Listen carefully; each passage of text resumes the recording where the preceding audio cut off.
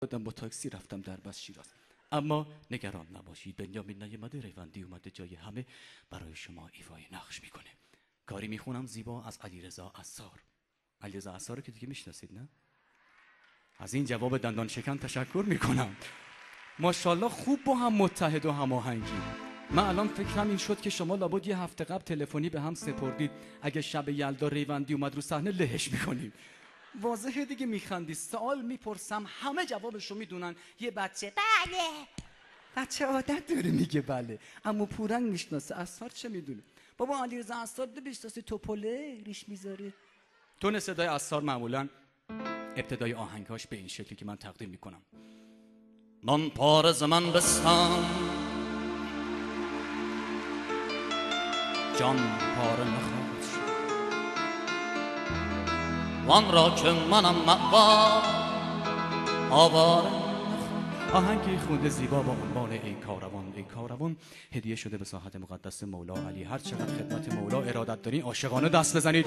این آهنگ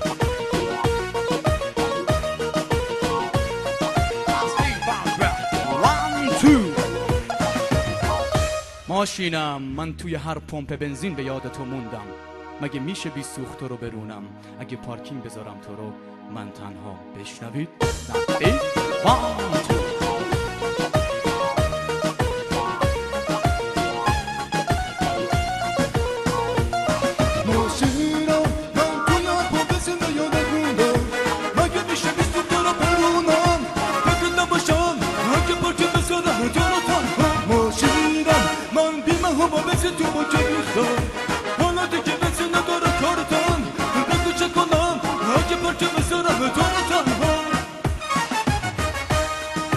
سوختم و ساختم کارت، سوختم و گم کردم، حالا یک ماه بنزین ندارم، بگو چه کنم؟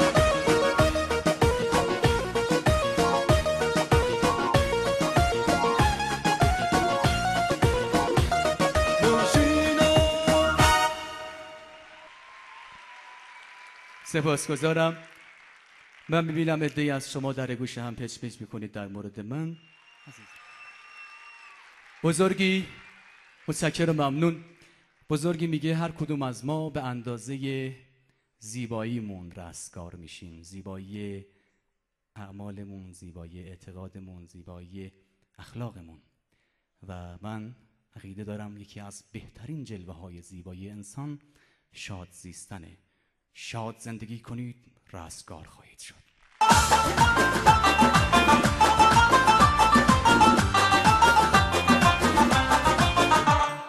عاشق بودم به نگاه تو ای دلبر، عاشق بودم به نگاه تو ای دلبر، بگون دو چشم سیاه تو ای دلبر، بگون دو چشم سیاه تو ای دلبر.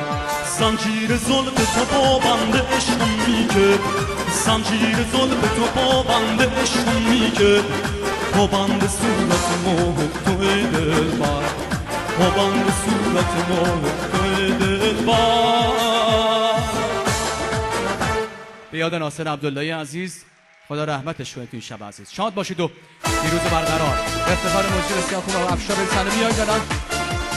متشکرم.